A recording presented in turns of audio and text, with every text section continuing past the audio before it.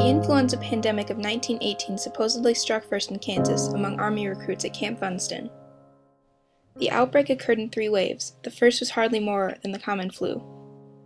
The second wave, however, was deadly. The second wave began in Spain, which is why it is known as the Spanish flu. By May 1918, 8 million in Spain were dead. From Spain, the influenza swept back into the United States. And from the United States, the influenza traveled to Europe by way of American troops. The reason the influenza struck so hard is because of the Great War, or World War I. The war had mobilized armies from countries all over the world, and so the strain of the influenza was carried worldwide. The economic impacts of the influenza were short-term. Wages increased slightly for the workers, and the per capita growth of each state directly correlated to the mortality rate. But many businesses suffered. The influenza targeted healthy, working-age adults. Businesses were already shorthanded due to the draft. Because of the influenza, they lost more workers, as well as consumers. Those killed by the normal influenza were generally the very young and the elderly, or those who were already sick. This influenza, however, was often called the Great Leveler of Men, as it killed the young, the old, and those between the ages of 15 to 44. It did not discriminate between the healthy and the weak. People could start feeling sick on their way home from work and be dead within hours.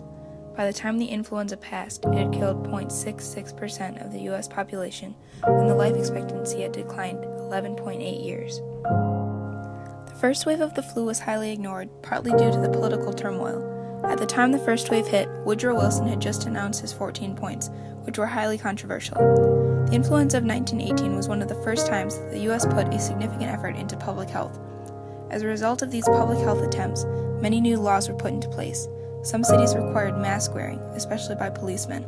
Cities also outlawed spitting in an attempt to slow the spread of disease, and they enforced this law very strongly.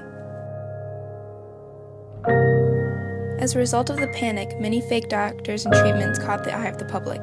Qualified doctors were sparse, since many were overseas. Hospitals soon filled up, and emergency hospitals had to be figured out. These were often filled with girls working as nurses with little experience. I liked the work just fine, but it was too hard, not being used to it. When I was in the officers' barracks, 4 of the officers of whom I had charge died.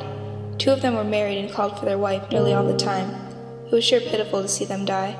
I was right in the wards alone with them each time, and the first one that died sure unnerved me. I had to go to the nurses' quarters and cry it out. The other 3 were not so bad.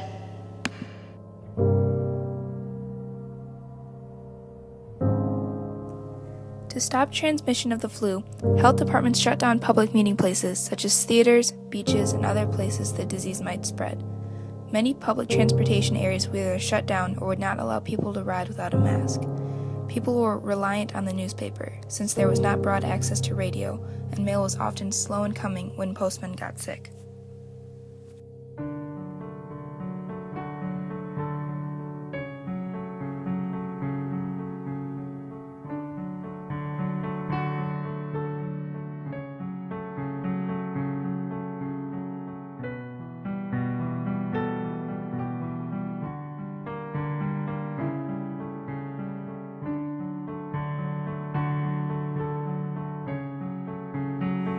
The 1918 influenza killed more people in the United States than 4 wars combined. In World War I, 116,708 were killed. In World War II, 408,306 were killed. In the Vietnam War, 58,219 were killed. In the Korean War, 54,246 were killed. The combined deaths of Americans in combat from these 4 wars was 637,479. The 1918 influenza killed approximately 675,000 people in the United States. Telegraph services collapsed when their operators got the virus. Garbage men called in sick and garbage piled up. So many children were orphaned that in some cities, the orphanages did not have enough room for all of them. Some bodies were left unclaimed in the morgues, and some cities would not allow funerals or limited them to 15 minutes.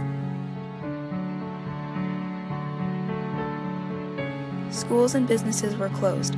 Many cases were unaccounted for as public health officials got sick and the pandemic was too hard to track with the new cases that came in every day. Doctors tried to produce a vaccine but could not do so in time.